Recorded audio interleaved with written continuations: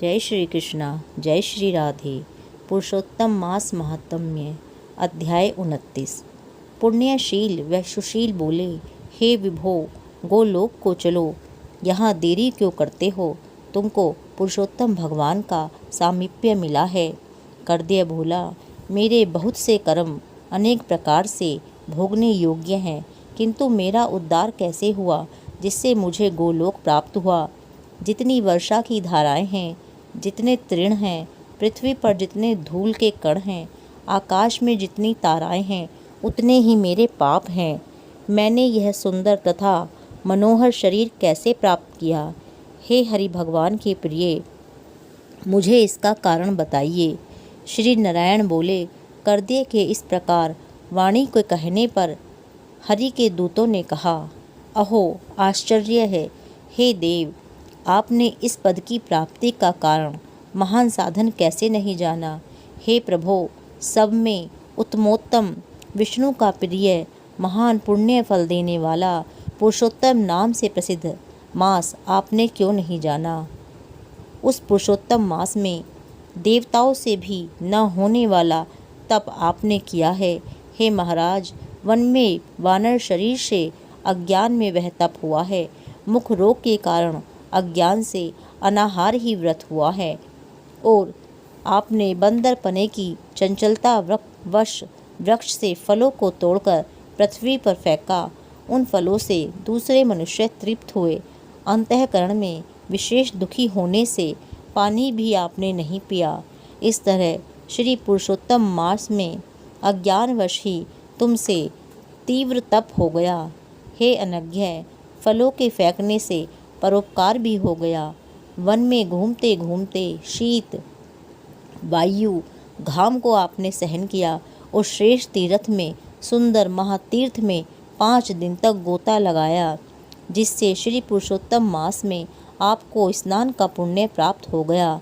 इस प्रकार आप रोगी से बड़ा ही उत्तम तप हो गया, सो यह सब सफल हुआ। और आपने इस समय अनुभव किया, जब बिना समझे पुरुषोत्तम मास के सेवन हो जाने से आपको यह फल मिला है, तो मनुष्य इस पुरुषोत्तम मास के उत्तम महात्म्य को जानकर श्रद्धा से विधि पूर्वक कर्म करे तो उसका कहना ही क्या है। आपने जो अर्थ साधन किया वैसा करने में कौन समर्थ है? पुरुषोत्तम भगवान को और कोई वस्तु प्रीति देने वाली नहीं है। इस भरतखंड में अति दुर्लभ मनुष्य योनि में जन्म लेकर जो पुरुषोत्तम भगवान की सेवा करते हैं, जिस पुरुषोत्तम मास में एक भी उपवास करने से मनुष्य पाप पुंज से छूट जाता है, वहाँ आपने महीनों उपवास किया। इस उग्र तपस्या का फल भला कहाँ जाएगा? इस मास के समान वे प्राणी धन्य और कृतकृत्य हैं। वे सदा भाग्यवान पुण्य कर्म के करने वाले पवित्र हैं, और उनका जन्म सफल है, जिनका सबसे उत्तम पुरुषोत्तम मास स्नान, दान और जप से व्यतीत हुआ है। श्री पुरुषोत्तम मास में दान, पितृकार्य, अनेक प्रकार के तप, ये सब अन्य मास की अपेक्षा कोटि गुण अधिक फल देने वाले हैं। जो पुरुषोत्तम मास के आने पर स्नान दान से रहित रहता है, उस नास्तिक, पापी, शठ, धर्मध्वज खल को धिक्कार है। श्री नारायण बोले, पुण्यशील और सुशील से वर्णित अपने अदृष्ट को सुनकर चकित होता हुआ कर्दय प्रसन्न हो रोमांचित हो गया। तीर्थ के देवताओं को नमस्कार करने के बाद कालजार पर्वत को नमस्कार किया, और वन के देवताओं को तथा लता वृक्ष को भी नमस्कार किया। इसके बाद विनय से युक्त हो विमान की प्रदक्षिणा कर मेघ के समान श्याम वर्ण सुंदर पीताम्बर को धारण कर वह कर्दय विमान पर सवार हो गया। संपूर्ण देवताओं के देखते हुए गंधर्व आदि से स्तुत और किन्नर आदि से बार बार बाजा बजाए जाने पर इंद्र आदि देवताओं ने प्रसन्न होकर मंद पुष्प वृष्टि करते हुए उसका आदर पूर्वक पूजन किया। फिर आनंद से युक्त योगियों को दुर्लभ गोप गोपियों और गौओं से सेवित रास मंडल से शोभित गोलोक को चला गया। जरा मृत्यु रहित जिस गोलोक में जाकर प्राणी शोक का भागी नहीं होता, उस गोलोक में यह चित्रशर्मा पुरुषोत्तम मास के सेवन से चला गया। पुरुषोत्तम मास के सेवन से वानर शरीर छोड़कर 2 भुजाधारी मुरली हाथ में लिए पुरुषोत्तम भगवान को देखकर वह बहुत प्रसन्न हुआ। श्री नारायण बोले, इस आश्चर्य को देखकर समस्त देवता चकित हो गए और श्री पुरुषोत्तम की प्रशंसा करते करते अपने स्थान को चले गए। नारद मुनि बोले, हे तपोधन, आपने दिन के प्रथम भाग का कृत्य कहा। पुरुषोत्तम मास के दिन के पिछले भाग में होने वाले कृत्य को कैसे करना चाहिए? हे बोलने वालों में श्रेष्ठ, गृहस्थ के उपकार के लिए मुझसे यह सब भी कहिए, क्योंकि आपके समान महात्मा सदा सबके उपकार के लिए ही विचरण करते रहते हैं। श्री नारायण बोले, प्रातःकाल के कृत्य को विधि पूर्वक समाप्त कर बाद में मध्याह्न में होने वाली संध्या को करके तर्पण करें।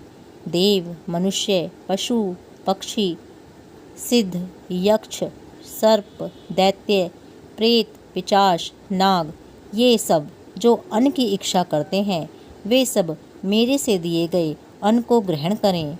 फिर 5 महायज्ञ करें। उसके बाद भूत बलि को करें और काक, कुत्ता को श्लोक पढ़ता हुआ बलि दें। इस प्रकार कहकर समस्त भूतों को पृथक पृथक बलि दें। फिर विधि पूर्वक आचमन कर प्रसन्न होकर श्रद्धा से अतिथि प्राप्ति के लिए गौ दोहने के समय तक द्वार का अवलोकन करें। यदि भाग्य से अतिथि मिल जाए तो बुद्धिमान प्रथम वाणी से सत्कार करके उस अतिथि का देवता के समान पूजन करें और यथाशक्ति अन्न जल से संतुष्ट करें। फिर विधि पूर्वक सब व्यंजन से युक्त सिद्ध अन्न से निकालकर भिक्षु और ब्रह्मचारी को भिक्षा दें। सन्यासी और ब्रह्मचारी ये दोनों सिद्ध अन्न के मालिक हैं।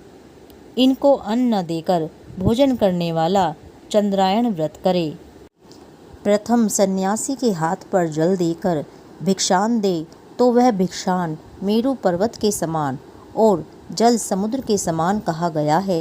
सन्यासी को जो मनुष्य सत्कार करके भिक्षा देता है उसको गोदान के समान पुण्य होता है। इस बात को यमराज भगवान ने कहा है। फिर मौन होकर पूर्वमुख बैठकर शुद्ध और बड़े पात्र में अन्न को रखकर प्रशंसा करते हुए भोजन करें। अपने आसन पर अपने बर्तन में एक वस्त्र से भोजन नहीं करें। स्वयं आसन पर बैठकर स्वस्थ चित्त प्रसन्न मन होकर जो मनुष्य अकेला ही अपने कांसे के पात्र में भोजन करता है तो उसके आयु, प्रज्ञा, यश और बल ये 4 बढ़ते हैं। भोजन में से कुछ अन्न लेकर इस प्रकार कहे, भूपतिये नमः, प्रथम कहकर भुवनपतिये नमः कहे, भूतान पतिये नमः कहकर धर्मराज की बलि दें। फिर चित्रगुप्त को देकर भूतों को देने के लिए यह कहें, जिस किसी जगह स्थित भूख प्यास से व्याकुल भूतों की तृप्ति के लिए यथासुख यह अक्षय अन्न होवे। प्राणाय, अपानाय, व्यानाय, उदानाय तथा समानाय कहें। प्रणव प्रथम उच्चारण कर अंत में स्वाहा पद जोड़कर घृत के साथ 5 ग्रास जिह्वा से प्रथम निकल जाएं, दांतों से न दबाएं। फिर तन्मय होकर प्रथम मधुर भोजन करें। नमक के पदार्थ और खट्टा पदार्थ मध्य में, कड़वा तीखा भोजन के अंत में खाएं। पुरुष प्रथम द्रव पदार्थ भोजन करे, मध्य में कठिन पदार्थ भोजन करे, अंत में पुनः पतला पदार्थ भोजन करे तो बल और आरोग्य से रहित नहीं होता। मुनि को 8 ग्रास भोजन के लिए कहा गया है।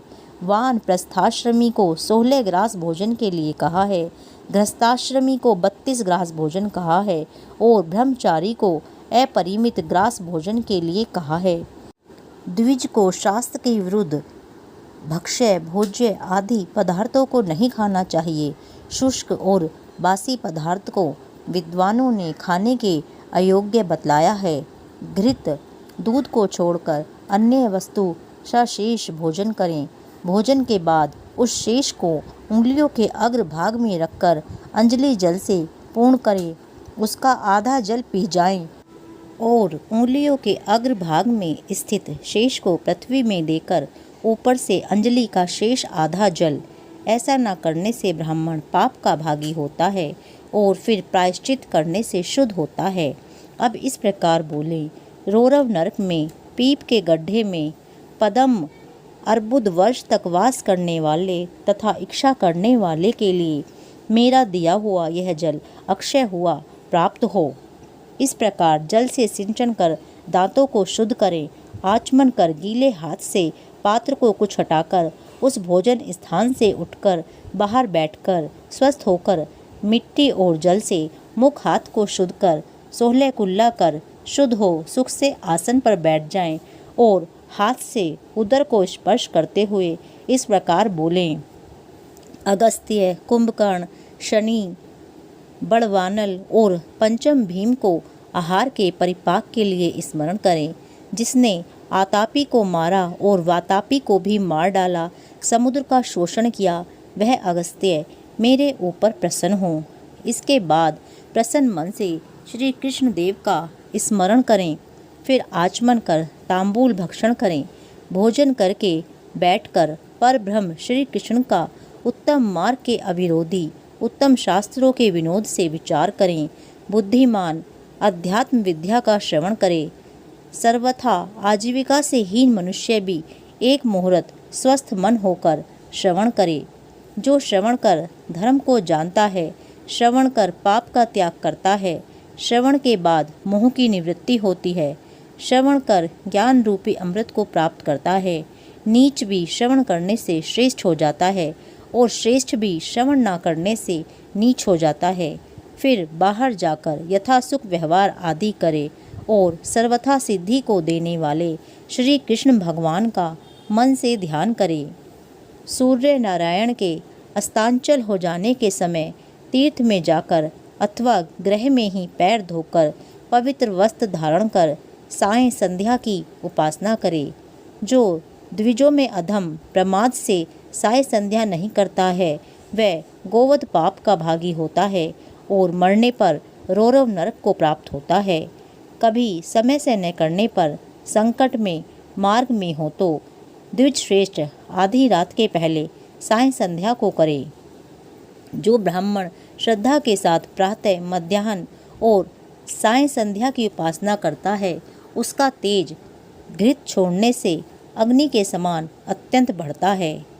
सायंकाल में सूर्य नारायण के आधा अस्त होने पर प्राणायाम कर आपोहिष्टा इस मंत्र से मार्जन करें और सायंकाल में भी आचमन करें। पश्चिम मुख बैठकर मौन तथा समाहित मन होकर प्रणय और व्याहति सहित गायत्री मंत्र का रुद्राक्ष की माला लेकर तारा के उदय होने तक जप करें।